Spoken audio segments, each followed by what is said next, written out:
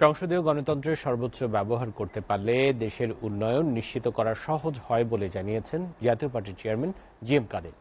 বিকেলে রাজধানীর রমনায় ইঞ্জিনিয়ার্স ইনস্টিটিউশনের 61তম কনভেনশনের সমাপনী অনুষ্ঠানে প্রধান অতিথির বক্তব্যে জাতীয় সংসদের বিরোধী দলের নেতা জি.এম. কাদের এ কথা বলেন।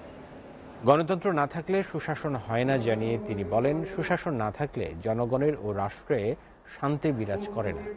অনুষ্ঠানে প্রধান অতিথির বক্তব্যে জি.এম. কাদের আরও বলেন, সকল কিছুর কেন্দ্রবিন্দু হবে সংসদ। মন্ত্রণালয়ের বাইরে থাকা সকল সংসদ সদস্যরা যদি বিরোধী দলের ভূমিকা পালন করে, তাহলে বিরোধী দল আরও শক্তিশালী হবার পাশাপাশি রাষ্ট্রের কাছে সরকারের জবাবদিহিতা বাড়ে বলেও জানান তিনি।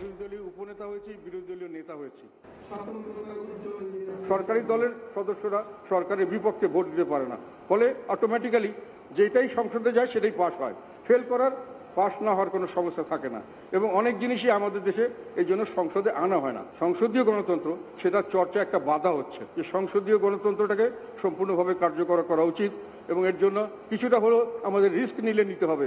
দেশে যদি সংসদীয় গণতন্ত্র থাকে তাহলে গণতন্ত্র বিকশিত হবে এবং সেই গণতন্ত্রের সুফল সারা দেশের মানুষ সেভাবে ভোগ করতে পারবে।